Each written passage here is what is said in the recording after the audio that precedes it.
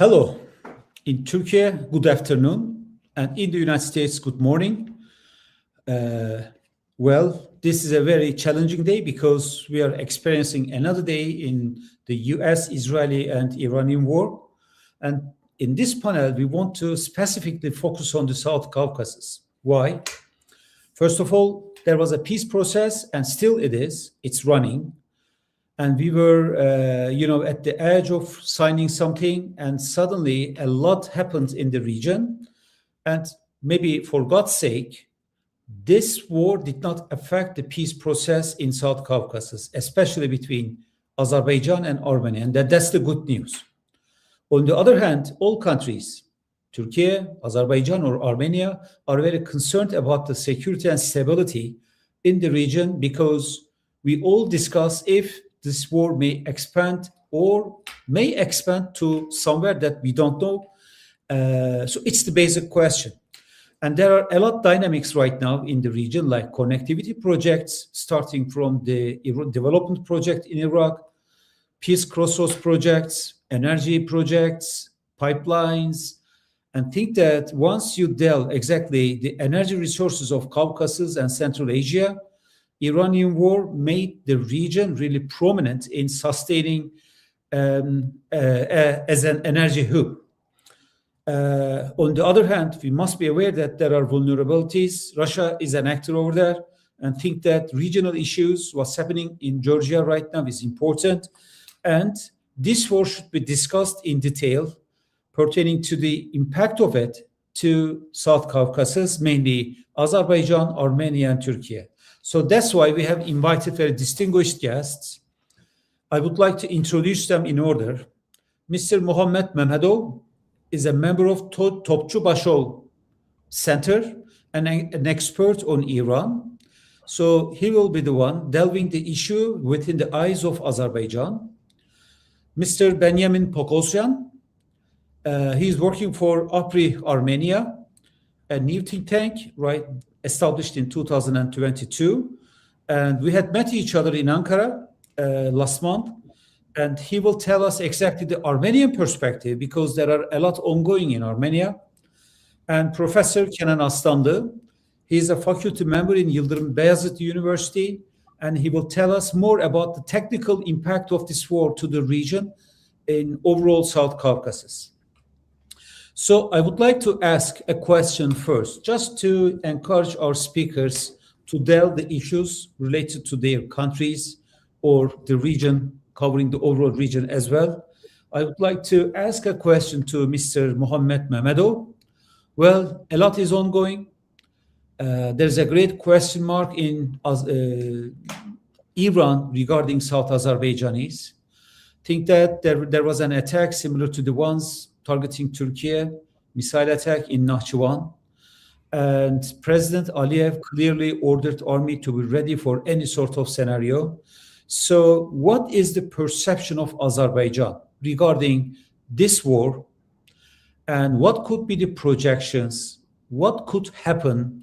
What's your perspective? The floor is yours, Mr. Mammadov. Well, thank you, Murat Bey. Thank you, first of all, for invitation from SETA. Thank you very much for wonderful organization of this event. And I'm very glad to see my colleagues, my esteemed colleagues in this panel. Well, first of all, let me start with mentioning that Azerbaijan is the only country in the world bordering Russia and Iran at the same time. So right now, both Russia and Iran are in the midst of a major power war. And in recent years, we have seen that in both cases, it has spilled over to their relations with Azerbaijan. Right now, Azerbaijan is undergoing some difficulties in relations with both Tehran and Moscow. So what's different now in Iran case is the scale of the war. This scale of a war is unprecedented, of course, not only for Azerbaijan, but also for all countries involved. It has spread to Gulf countries. Right now, Iranian armed forces, IRGC especially, is sending drones and ballistic missiles to almost all neighbors in the Persian Gulf, including friendly ones, Oman and Turkey. 2 days ago, they hit Oman. It was quite a big attack, and today we learned that there was the third attack on Turkish territory. reportedly. So it shows the scale of the event, which is unprecedented. And what's also another difference from previous cases is that Iran is targeting energy infrastructure in the region, at the same time economic centers which stay closely associated with the US and Israeli presence in the region, which increases, of course, uncertainty for Azerbaijani side, who is a close partner of Israel and Turkey in the region.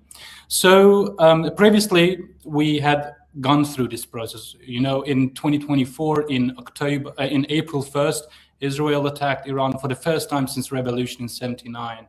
And in October, Iranian side retaliated. At that time, there was this expectation that how it would affect Azerbaijan. But at that time, Iran-Azerbaijan ties survived that crisis. I would even tell you that in April, after 5 weeks, when Israel attacked, Iranian consulate in Syria, Azerbaijan and Iran conducted joint military exercises, and defense ministers visited each other. So it showed that there was some coordination, and the two sides could overcome the uncertainty.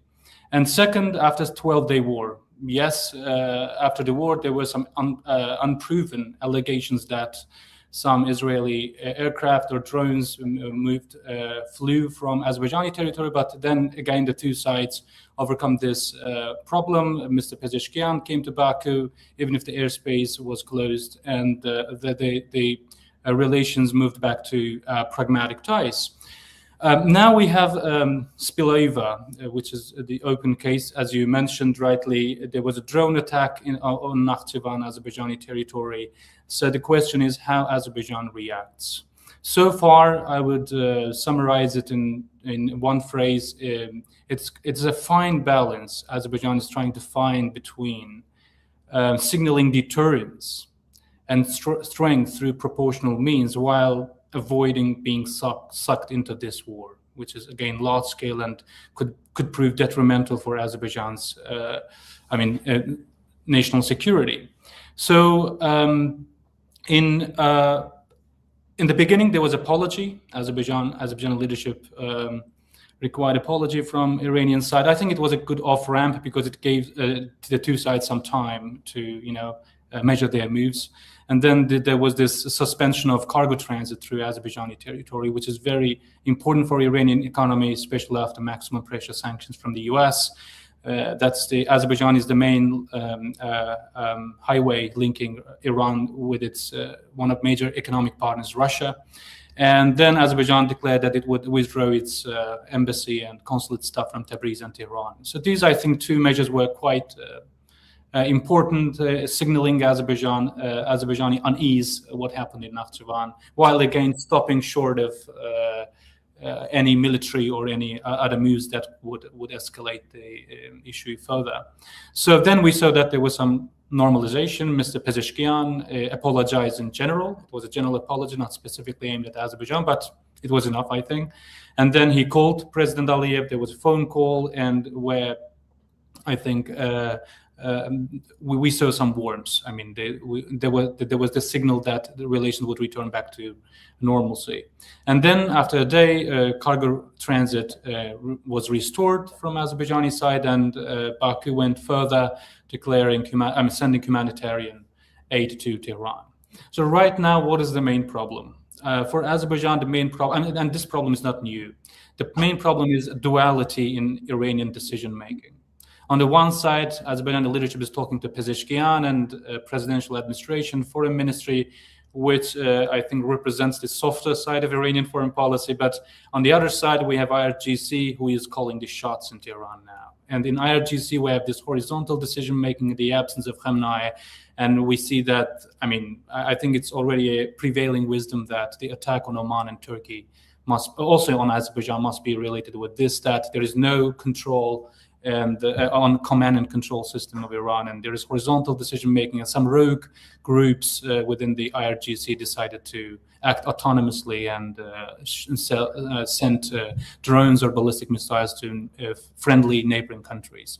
So that's the main problem right now for Azerbaijan. Again, the duality. And again, as I mentioned, it's not new. It happened in 2021 and 2022 when Iran conducted unprecedented military exercises along Azerbaijani borders.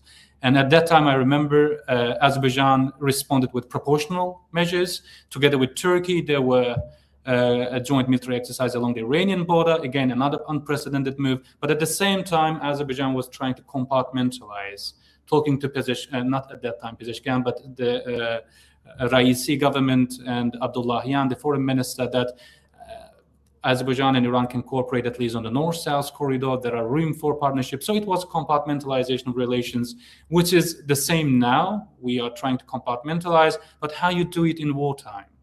This is the problem. So in wartime, the specter of miscalculation increases, and now we are amid that prospect of increasing miscalculation in relations with Iran. I think I'll stop here and... Okay. Okay, thank you. And that's for sure. I totally agree with you. Hitting friends, well, it's something, inconsistency, because Oman and Qatar is significant in here once you are searching for ways to, because there must be an exit strategy in every war. And the number of countries who are able to contribute in concluding this war, well, they are limited. And once you attack them, that means you will exclude them for the probable diplomatic missions. And energy infrastructure, I think we should discuss exactly if it's a correct or appropriate strategy or not. Maybe I will ask this question to Professor Kenan. So let me go to Armenia. Benjamin, as you may know, currently politics in Armenia right now is very complex. In some way, Pashinyan is trying to sustain a process. In other way, Iran is a fact of Armenia. So what is the agenda in Armenia regarding Iran and this war? Because, I mean, it should not be, or it's not an easy situation, especially for Armenia. What's your assessment? Thank you. To thank the SETA Foundation for organizing this timely webinar, and also thanks for hosting APRI Armenia delegation at SETA headquarters in 1 month ago in early February 2026. Regarding the Armenia's perception, what is happening in Iran and Iran war, I believe first of all, the key interest of Armenia is the stable Iran. Armenia is interested in stable Iran. Any long-term instability in Iran will impact very negatively to Armenia on different ways. First of all, around 20% of export-import operations with world takes place through Iranian territory, because Armenia has only 2 open borders, Iran and Georgia, which means that any long-term instability may impact these export-import operations, and also it may trigger some inflations in Armenia. Also, there is a humanitarian dimension. If there is a long-term instability, then Armenia, by the way, also Azerbaijan and Turkey, may face significant influx of refugees. And this may create humanitarian crisis. It will put enormous pressure on healthcare system, social welfare system, especially for Armenia, which embraced refugees from 2020 Nagorno-Karabakh war, a lot of Russian reluctants after 2022 start of Russia-Ukraine war, and also 110,000 Armenians who were forced to leave Nagorno-Karabakh in September 2023. So this is a humanitarian dimension. And also there is a connectivity issues. Armenia was pushing forward different projects, including Persian Gulf, Black Sea, which envisages a connection of Iranian Persian Gulf ports with Georgian Black Sea ports. There was this international north-south transport corridor, and Armenia thought that it also could be part of it, connecting India with Europe, additional route, India-Europe via Iran and Armenia. And all these connectivity projects is now under doubts what may happen, again, if there is a long-term instability in Iran. And even Trump route for international peace and prosperity. Okay, if we see unstable Iran for long term, what does it mean for TRIP? Will TRIP be part of large-scale cargo transportation from Central Asia to Europe or not? Or it will be mainly used to connect Azerbaijan with Turkey via Nakhichevan. So a lot of question, but one thing is very clear. Long-term instability is absolutely not in line with Armenia's interests. And of course, we understand also that Armenia is not in a position to significantly influence what's happening. So we may only look through, we may try to analyze, we may try to assess, and we may try to mitigate risks from the potential long-term instability in Iran. Regarding the peace process between Armenia and Azerbaijan and full normalization between Armenia and Turkey, what this war means or what could be the impact of it. Let's fix that despite significant success, which parties reached in August 2025 in Washington by signing Washington Declaration and also pre-signing or initialing peace agreement between Armenia and Azerbaijan, peace has not been institutionalized fully yet. We do not have signed and ratified peace agreement between Armenia and Azerbaijan, and we do not have full normalization between Armenia and Turkey, including full border opening between Armenia and Turkey and also between Armenia and Azerbaijan. And Armenian understanding is that the war in Iran shows that we should put more efforts to use the momentum which came out from Washington meeting. No momentum can last forever. We all know that momentums has a custom to be finished, to end. So the Iran war shows that any geopolitical complications in the region may negatively impact the situation. So what Armenia believes that Iran war shows is another evidence that we need to use the momentum created by Washington summit in August 2025. And what does it mean to use the momentum? A, sign and ratify Armenia-Azerbaijan peace agreement to institutionalize the peace, not to have a peace based on political leaders' understandings. Because we all know what are the political leaders. Today, they are speaking about peace between Armenia and Azerbaijan and how it's nice to live in peace for the last 7 months. But next day or 1 month from now, they may speak totally different things if there is a no institutionalized peace. And in the last 6-7 years, if you look into Armenia-Azerbaijan relations and negotiations, you may see that there were ups and downs. A very positive environment followed by a very negative environment. Again, to not be fully dependent on political leaders' personal thinking, personal wishes, we need institutionalized peace, which means signed and ratified peace agreement. And second, as also we discussed during our visit to Turkey and in SETA headquarters, full normalization between Armenia and Turkey is connected with the ratification of peace agreement between Armenia and Azerbaijan. At least this is some sort of Turkey's position that, okay, as far as there is a no full signed and ratified Armenia-Azerbaijan peace agreement, it will be extremely challenging to speak about full Armenia-Turkey normalization, including full opening of Armenia-Turkey border, including railroad between Gyumri and Kars. So that is why Armenia-Azerbaijan peace agreement signature and ratification, it will not only institutionalize peace between Armenia and Azerbaijan, but it will pave the way for the full normalization between Armenia and Turkey. In this case, we will have more integrated, more stable South Caucasus, which will be less vulnerable for external shocks and external influences. So probably this is a main lesson from the war in Iran. Of course, nobody knows probably how long this may continue and whatever impact will be. But the main conclusion from Armenian side is that let's use the momentum created in August 2025 in Washington. Let's finish the business, sign and ratify peace agreement between Armenia and Azerbaijan. Let's go to full normalization between Armenia and Turkey. And let's have more connected, more stable South Caucasus, which will also be less vulnerable and will be more resilient. Thank you. Thank you, Benjamin. And for sure, we see from your discussion that, and it was a very comprehensive report. I read it last month.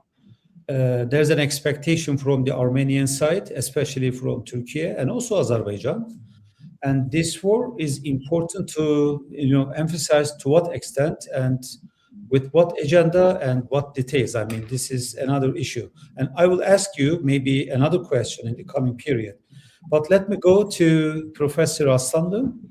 You are dealing mostly about the energy projects and regional geopolitics affiliated to energy. So this is a very fragile situation right now, environment. Why? Think that right after the Russian-Ukraine war, the Caucasus and Central Asia are linked to European markets.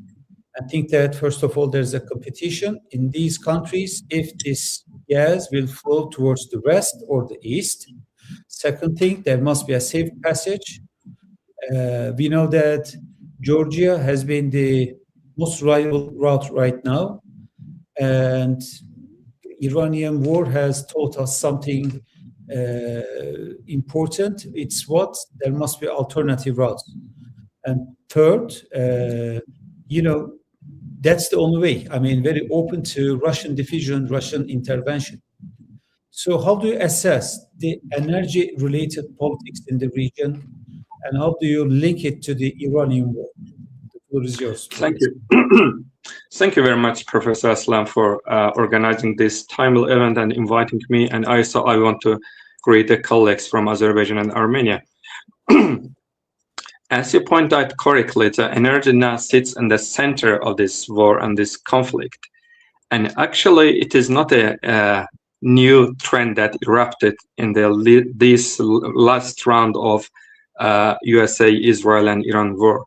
Actually, we can observe the similar patterns in Russia-Ukraine war and Iran-Israel war. So what does it mean? It means so energy factor functions or realize triple functions. On one hand, energy is a strategic aim in these conflicts. In another hand, energy is a tactical instrument that can be manipulated by the actors. And most important, especially in the last round of this conflict between Iran, Israel, and USA, energy actually functions as an operational target that are targeted directly by the conflicting sides and both sides. So it is a similar trend also in Russia-Ukraine war and also in Israel-Iran-USA war, that we see that both sides of the conflicts directly target the energy infrastructure in order to raise the cost of the war for the other side. If you actually go a little bit back about this targeting of this infrastructure, critical energy infrastructure that has global importance, we can see that even Russia-Ukraine war was not turning point. From my perspective, turning point was 2019, September 2019. If you will remember, Iran's proxies attacked Saudi Arabia's critical energy infrastructure. It was, I think, the first global scale attacks to the critical energy infrastructure in this region, September 2019, including all this Ras Tanura, some other critical energy assets of this. And now we can see the continuation of this trend, but maybe in more extreme ways. So what does it mean, most extreme ways? It means, from my perspective, again, there is no any critical energy infrastructure in the region that is safe from the attacks for this conflict. I mean, all this critical energy infrastructure that actually locate in close neighborhood of Iran, including South Caucasus republics. From South Caucasus perspective, why it is important? Because it can continue. It is part of Iran's forward defense strategy. Actually, it is a continuation of Iran's forward defense strategy. That means, from Iranian perspective, to counter enemies beyond the border, using the proxies, using the long-range missiles, and now drone technologies. The continuation of this forward defense strategy, if that will collapse partly, that happens today. So it means if proxies will weaken, if some missile capacity cannot be utilized fully, then continuation of this strategy is a destabilization of close neighborhood. From Iranian perspective, it's a Gulf mostly, because Gulf actually hosts global scale energy infrastructure, and it hosts Hormuz Strait. That actually is a transit for the at least 20% of the crude oil, but not only, also condensate, oil products, etc. That's why the first target of the Iran's is in addition to the US base, is the energy access of the Gulf countries.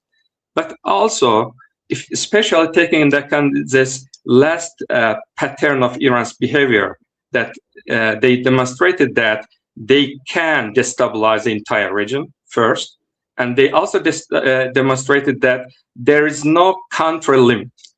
there is no exception on this destabilization. That's why I'm saying that in addition to this Gulf region, also in South Caucasus, the security of critical energy infrastructure is a #1 issue.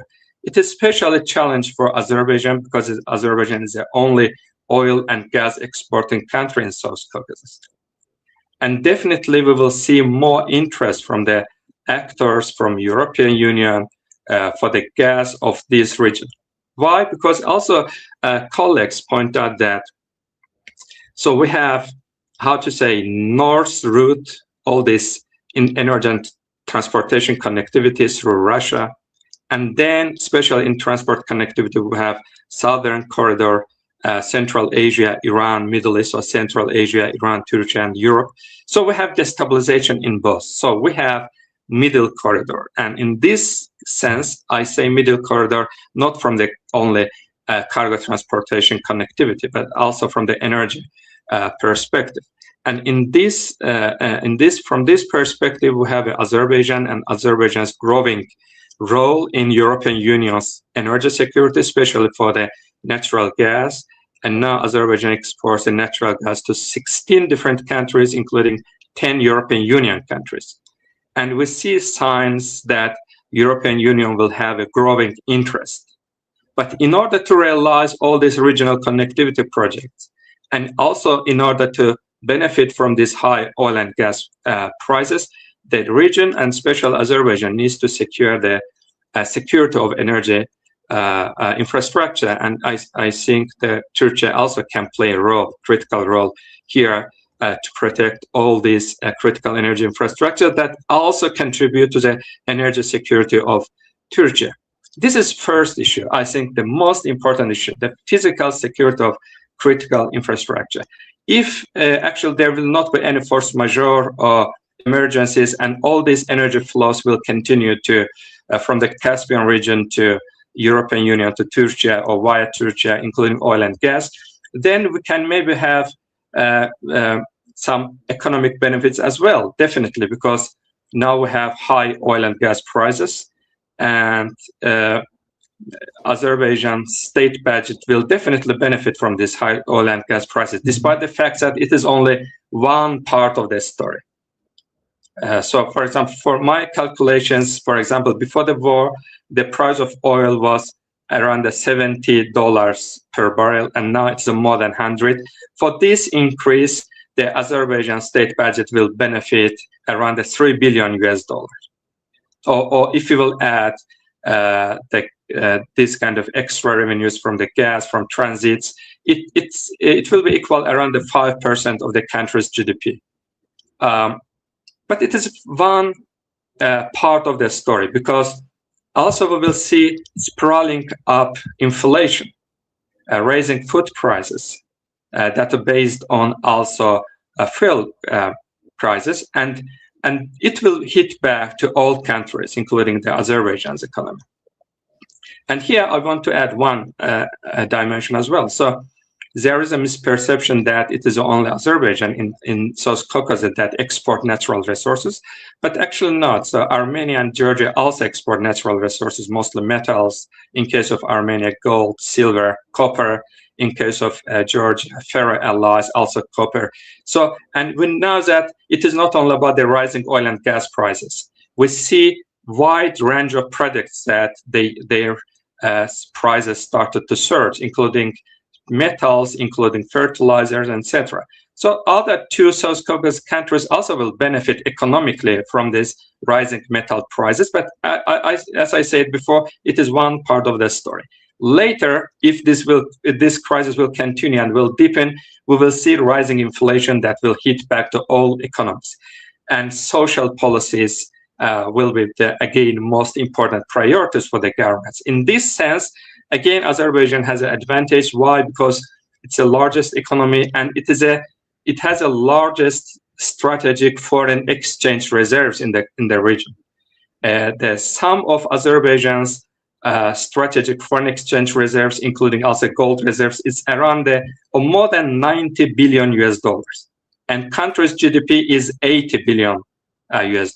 So country accumulated strategic foreign exchange reserves more than country's annual GDP. It means we name this fiscal buffer, that you can use this buffer during this kind of external shock. So Azerbaijan economy definitely has this buffer, but again, actually there will be some negative repercussions also because, as colleagues already said, so in case of Azerbaijan and Armenia, there was some north-south cargo transportation and also import of the products and relatively cheap foods and construction products from Iran played an important role in the economy, especially of Azerbaijan and Armenia, maybe not much for Georgia. So that's why there will be some micro-level impacts, adverse impacts on these economies as well. So this is one part of the story, but also there are some uncertainties. I don't know to touch these uncertainties now, maybe in last round, but this conflict also creates some, from my perspective, some important and serious uncertainties, especially about the future of regional connectivity projects. Maybe I can touch that in last round or in next round. Thanks. Thank you, Professor. Thank you. You know, you inspired me to ask another question to all, actually. First of all, I have just noticed, especially my own judgment, that we are too Iran-oriented, and we always assess what will happen to this question related to Iran. But we have the United States and Israel as another party of this war, and think that there are two parties, Iran and the US and Israel are one party at all. On the other hand, once you think about the three countries in general, there are a lot of dynamics that's running by itself. So I would suggest to start a SWOT analysis. What are the strengths? What are the opportunities? What are the weaknesses? What are the threats perceived?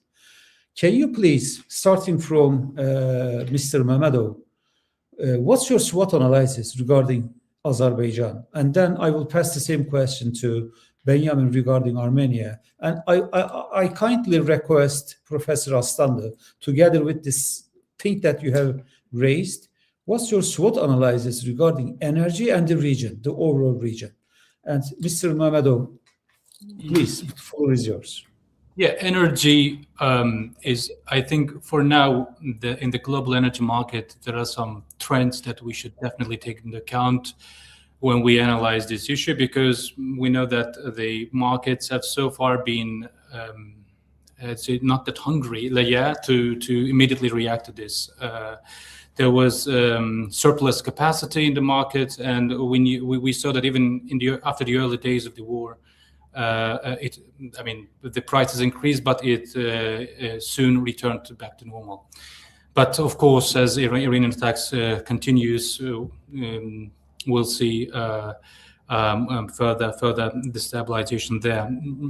Yesterday, there was 400 million barrels of oil from entered market from International Energy Agency. Different big countries contributed to that.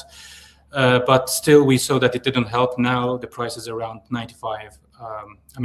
Azeri Light is 95 per barrel. So for Azerbaijan, the point is, yes, it increases the strategic importance of alternative energy supplies such as Azerbaijan, because Azerbaijani oil and gas are sent to specific markets, especially in Europe, and where they are much needed now. But we should, it's mostly about price. Azerbaijan will benefit mostly from price. Because many people argue that, okay, Russia will win, other energy supplies will win, but the question is, can you add more barrels into the market? Neither Azerbaijan nor even Russia has this capacity, because in case of Russia it's war related, mostly their infrastructure investments decreased last year, but in the case of Azerbaijan also oil and production capacity, it has not increased so much in recent years. It's decreasing, so Azerbaijan will benefit from the price. If price increases, so the same is about pipeline. Recently, high-level European officials were in Baku for a high-level meeting with President Aliyev. There were discussions there that now it is time to think about the strategic importance of pipeline gas. Because we know that when Iran started to attack vessels, this LNG cargoes, especially that belongs to Qatar, and they even targeted Qatari industrial capacity, this gas processing plants. So they are out of the game. So it really increased the gas price in Europe because of China-related demand and shift of cargoes there.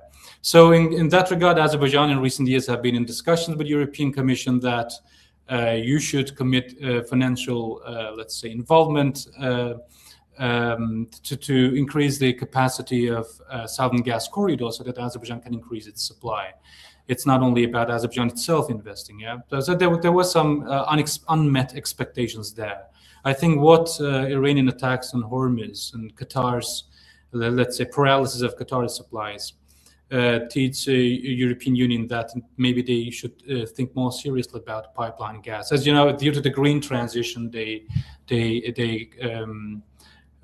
stopped almost long-term investments on pipelines, gas. So the natural gas is now a transitional energy resource, and Azerbaijan wants Europe to invest more, both on pipeline upgrade infrastructure and at the same time investment in new fields, new gas fields in the Caspian Sea. So recently in January, we saw that the capacity of TAP was upgraded 1.2 billion cubic meters when Azerbaijan declared that it will sell gas to Germany and Austria and new EU member states. So again, it shows it's possible. The capacity of TAP Southern Gas Corridor can be increased. And I think a major gain from Azerbaijan from this crisis in the Persian Gulf is the importance, geopolitical importance of the pipeline gas will increase. On the other hand, there is this vulnerability that the war, the conflict, the clash could very easily spill over to the Caspian Sea and the South Caucasus. So Azerbaijan and its partners will have to go a long way to increase efforts to security of these pipelines and infrastructure. My colleague wrote in Middle Corridor. When we talk about the Middle Corridor, we mostly focus on how many amount of cargo moved across the route, or the barrels of oil or cubic meters of gas, but we rarely speak about how we should provide its security, because in previous years it was mostly a neglected issue.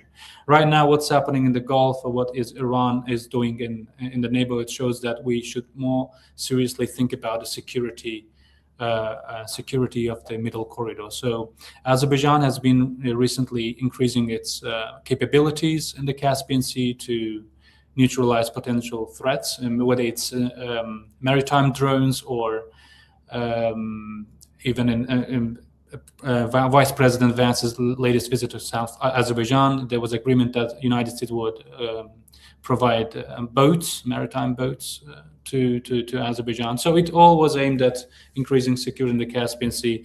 And I think, Azerbaijan's calculation is that, yes, as in the 1990s, there is another crisis both in the north and south. This is what makes Azerbaijan, Armenia, Georgia pivotal for Western designs in the region.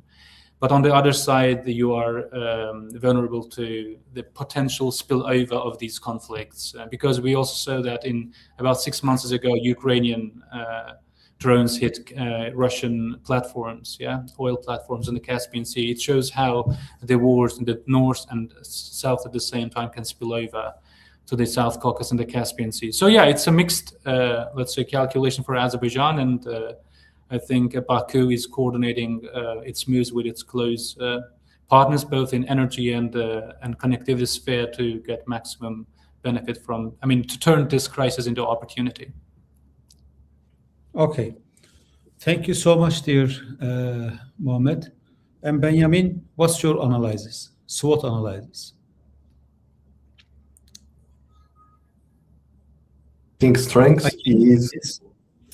I think strength is Armenian diversified foreign policy. Now we have strategic partnership with the United States, growing relations with the EU. We have strategic partnership with China, and we manage not to burn all bridges with Russia. Still, Armenia is a member of Eurasian Economic Union, and we still host the Russian border troops and Russian military base. So this is definitely strength in this complicated and fluid situation, to have diversified foreign policy, to have new partners, but also not to transform your old partners into new enemies. Regarding the weakness, I believe the key weakness is the part that still Armenia has only 2 operational open borders, Georgia and Iran, and this means that any significant instability in one of these countries, Georgia or Iran, definitely may significantly impact Armenia's domestic situation. I mean, starting from inflation, starting from food security, social security, and etc. This is definitely the weakness. Opportunities, as I mentioned, is means the possibility to use the momentum triggered by Washington August 2025 summit and finalize this peace process with Azerbaijan and full normalization process with Turkey. And as I mentioned, Armenia is ready to do that. It's mostly up to Azerbaijan and Turkey, but still this is opportunities. And threat is that all the geopolitical complications in the region may negatively impact the Armenia-Azerbaijan and Armenia-Turkey process, that we all together will miss this momentum to finalize and institutionalize peace. And then after a few years from now, again, region will be jumped back into the conflict mindset. And again, we will think not about opening the borders, cooperate and communicate, but rather to think, okay, how to prevent new escalation, how to prevent new attacks. These could be the threats. Thank you. And Professor Kenan?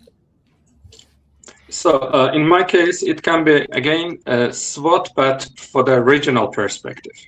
So not for country-specific, for the regional perspective for the South Caucasus. So strength is definitely geographical or position and geostrategical position, and also the resources in case of especially Azerbaijan's oil and gas resources. And as I said, now it is not all about the oil and gas, especially during the energy transition. We mostly talk about the metals, and other 2 countries as well, Armenia and Georgia, they have the metal resources, also Azerbaijan. So this is strength. The weakness is definitely comes from the regulatory side, especially if we approach from the connectivity perspective. So, but it is not, again, country specific. It is a problem of middle corridor. Okay. If you look at all these international organizations' reports, if you look at all these assessments, we can see that despite all these improvements, still there are very serious shortcomings and bottlenecks in Middle East, coming from the different regulations, different standards. That and also it stems from this multi-modal nature of middle corridor, including this railway and then sea transportation and then railway, highway, etc. So these issues are the regulatory issue and lack of coordination. And also we can add here, or we can incorporate South Caucasus countries. This is very actually good news that now there is no active conflict environment in South Caucasus that can be directly exploited and manipulated by external actors, but we cannot say that there are coordinations among these 3 South Caucasus countries about any external issues or about the coordination, how to benefit from this rising interest on middle corridor from the European side, etc., etc. So again,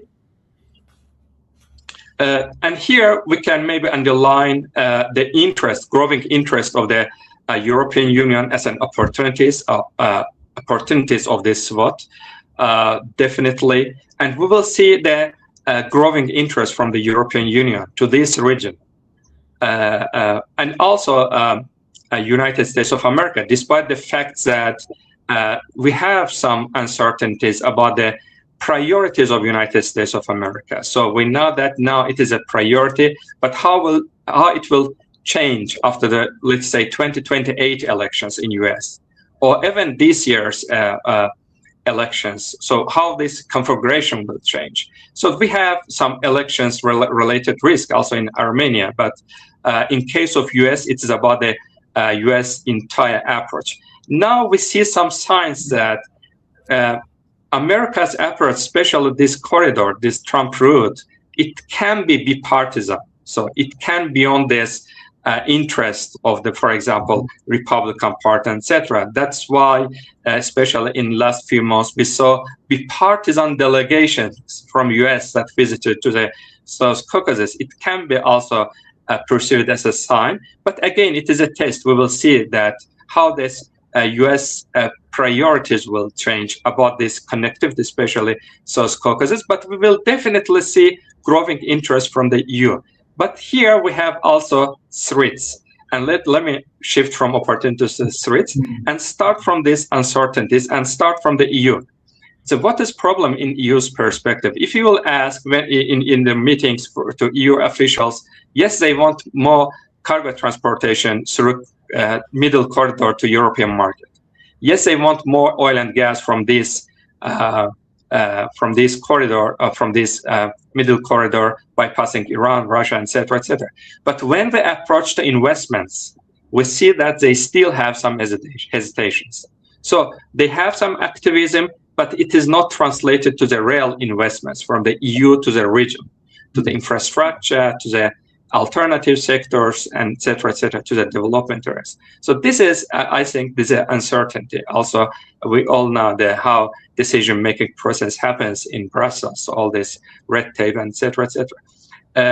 Another uncertainty that can be perceived as a threat, we don't know what will look like Iran after the war. What type of post-war Iran we will have, and how Iran's perspective toward especially this Trump route or Zengezur corridor will change. We know that from the early beginning, from 2021, Iran actually had inclination to securitize Zengezur corridor on if you will use this recent name, Trump route. So they named this as a NATO corridor or Trump corridor, and so always a securitization argument prevailed from the Iran's perspective. But later in late 2022, we had an agreement between Iran and Azerbaijan to have parallel corridor in the territory of Iran in the south part of the Aras River. And it is named also Aras corridor. So it somehow mitigated the position of Iran, but we will not, we are not sure how Iran's position will change after this war, because their threat perceptions can change, and et cetera, et cetera. This is also another issue. So another uncertainty that can be also perceived as a threat is a fact that this war is a test for Russia-Iran alliance or Russia-Iran strategic partnership. So far, we see them hesitations from the Russian side, but we also have some information that the Ukrainian, for example, specialists involved very actively to the Gulf countries, anti-drone capabilities, etc. And we know that, especially Professor Aslan, you are a security specialist, you know that when we have two parts of the conflict, when one part of conflict engages, another one actually comes automatically. For example, what does it mean? It means if Russians will see that Ukrainians actually actively work in that part, they will be also actively engaged. It looks like India's active engagement to the anti-Turkey, for example, geopolitical process to compensate Turkey-Pakistan relationship. So we don't know what will happen in Russia-Iran relationship. So how their threat perceptions will converge after this conflict regarding this alternative connectivity through South Caucasus. It is also, I think, important variables that we have to watch, we have to monitor, and it can create some uncertainties and risks as well. Okay, thank you so much. I think we have 12 minutes. I'm checking the questions, but I want to ask a question for each, but a very short answer, please, not exceeding 2 minutes. For Azerbaijan, you know, there's a very important issue at the very south. It's the Iran's nuclear program. We know that it has been excused to intervene in Iran. So what is the approach of Azerbaijan regarding Iranian nuclear program? First of all, this is really a critical issue, because while you are speaking, I'm also checking the questions and also the updates. Now, Grossi, the head of Nuclear Energy Agency, is proposing a deal to the parties. I don't know the content, the scope, but it's important. Nuclear means a lot for me, and think that France announced that they're expanding their inventory. Poland said they will have nuclear weapons, and Iran, 60% enrichment is a great number. So we are in the mid of a nuclear environment, if you add Israel as well, with almost 400 warheads. I mean, they say that it's 250 though. What I know is that it's almost 400. So what is the approach of Azerbaijan regarding this nuclear armament? And in case it happens, what is the projection to defend or to secure Azerbaijan? Let me ask the question to Benjamin as well. Regarding the same nuclear issue, you have a nuclear energy plant, and now you are planning to, as Armenia, to build new nuclear plants. And there was a misunderstanding during the visit of Vance, because it's still not clear if Armenia is to build modular nuclear reactors. But affiliated to Iran, nuclear energy, you have it. You are also a country with nuclear energy. And on the other hand, Iran with a nuclear program mixed with energy, or we don't know if it's blended with nuclear arms. What is your projection? And Professor Aslanlı, I want to ask a specific question. If this nuclear issue is observed, Azerbaijan and Turkey are one of the most vulnerable ones. Turkey is building a nuclear energy plant, but the possession is on Russians. The second and third reactors are being planned, even though not realized, and it's a bit expensive, by the way. I remember the experience with the Japanese. The price was planned like $22 billion and appeared to be 44, then exceeded, projected at least to $70 billion because of the new security measures. So how do you assess this nuclear issue? If it could be an alternative to this hydrocarbon energy projections, pipelines, or resources. So what's your perspective? So let me begin with Mr. Mammadov, please, 3 minutes each. Thank you. Well, thank you. I mean, in case of Azerbaijan, let me tell you that, interestingly, in the case of Iran, for the foreseeable future, I think the main focus of tensions have shifted from nuclear to ballistic missiles, because that's so far emerged the main deterrence capability of Iran. And nuclear, interestingly, the United States and Israel killed the main guy who was the main restrainer when it comes to nuclear issue, Ali Khamenei. He had fatwa and others. I think he was known for being more measured on nuclear issues, sometimes some flexibility. He opened in 2013, and then we had JCPOA. And now after him, I think the main expectation is that the Iranian hardliners who will have more, let's say, clout in decision making will go for, nuclear. That's at least higher probability now. I don't know if they will, but that's a higher probability. When it comes to Azerbaijan, Baku benefited a lot from 2015 JCPOA, when the United States and Iran agreed to a certain limit on Iranian enrichment, domestic, 3.69%. And at that time, I think, Rouhani period, they were reformists in power. And I remember that at that time was the heyday of Iranian-Azerbaijani relations, despite some difficulties in bilateral ties. So the expectation is that as Iranian hardliners will rush to nuclear weapon, that will increase, of course, the probability of a domino effect in the region, and of course an arms race, which is I mean, very likely scenario that will trigger unprecedented uncertainty in the region. I will also mention Saudi Arabia. Recently, they had this agreement with the United States. They call it 1, 2, 3. But I think Saudis also opt for domestic enrichment. Yeah, for example, they have this similar agreement with now Armenia and also United Arab Emirates, but it excludes domestic enrichment. They get it from elsewhere. But in the case of Saudi Arabia, they, I think, are quite worried about Iran, and they also, I mean, I remember in the case of Turkey, Mr. Foreign Minister, Mr. Fidan, didn't answer that question when in the media he was asked. So yeah, it's a very uncertain situation, and we can see an arms race. Again, Mr. Aslanlı rightly mentioned, we don't know how this war will end, and but the likeliest scenario is that Iran will be weaker and more hardline controlled. That will increase the probability that they will rush for nuclear weapons. So we can have North Korean scenario in Iran, and that does not bode well for the region in terms of nuclear weapons, nuclear proliferation. Okay, thank you. Benjamin, please.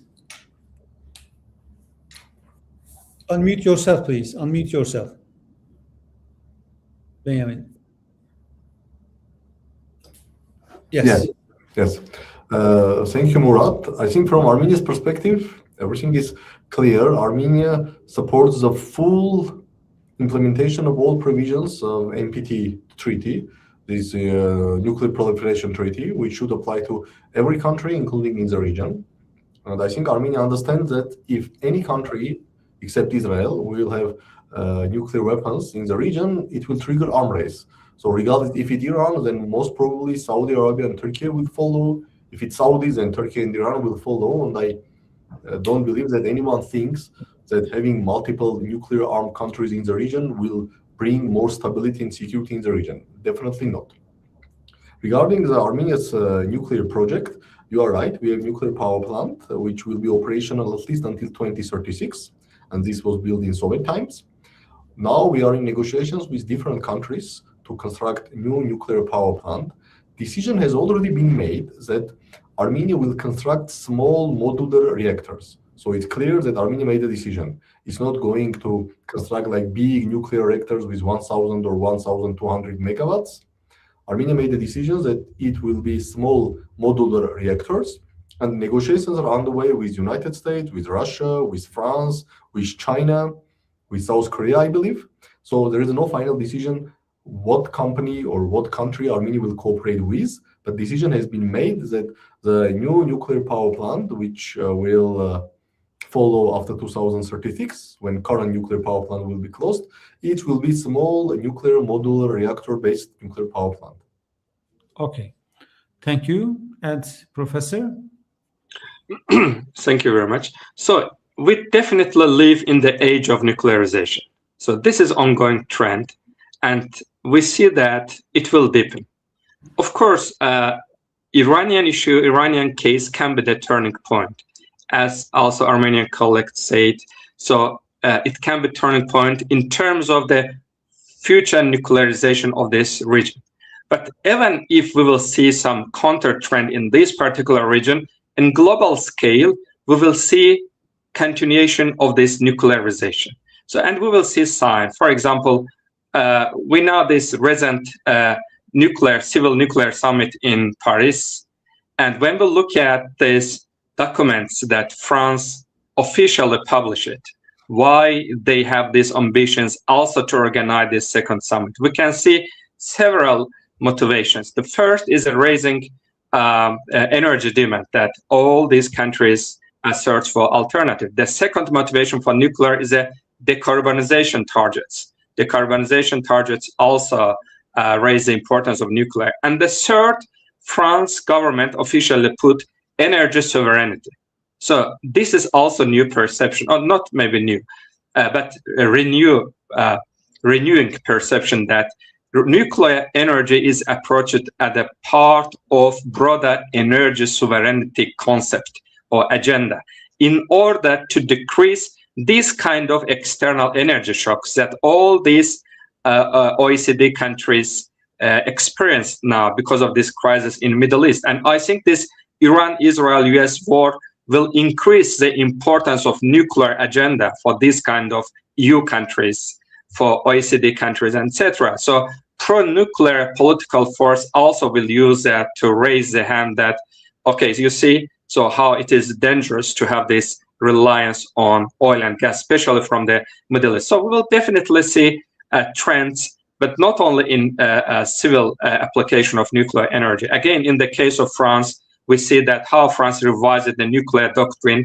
and recently proposed this forward deterrence nuclear doctrine, putting nuclear capabilities of France to the center of European Union's new security architecture. So this is trend. It is ongoing trend. It will continue. So what the countries in this region can do. So again, Turkey's case is different. So Turkey started to gain this large-scale nuclear capabilities from this Akku nuclear power plant, cooperating with Rosatom. For the second, third, even fourth nuclear power plants, Turkish governments maybe will have some different alternatives, not to continue only to cooperate with the same company, but to diversify, cooperating different companies from the Europe, US, and Asia, and Far East Asia. It will continue. But I see again, the niche where the Turkey also can build a cooperation with the South Caucasus countries, and this is, as Armenian colleagues point out, this is small modular reactor. So this is priority also for Turkey, this priority also for Armenia, and also this is a priority not in this SMR format, but in different way for Azerbaijan as well. And also let's not to forget about the Georgia. Georgia also had some nuclear capabilities during the Soviet Union. They had nuclear research reactor during the Soviet Union. So this kind of regional cooperation based on nuclear based research, building a nuclear research reactors, or some initial changing of expertise on small modular reactors can be niche for the future cooperation or communication, at least for the Turkey and South Caucasus Republic. But in any case of scenario, we will see this rising nuclearization trend in global scale, and we will see definitely some repercussions for this region as well. Okay. Thank you so much to all. It was really a pleasure for me to host you, and answers were really more than satisfactory. Thank you so much. I hope audience also is benefiting, and also please don't forget this panel will be on YouTube or the other social media platforms and will be broadcasted continuously. I hope we contribute to the understanding of all who will click the link. Thank you so much, and that concludes the panel. Thank you so much.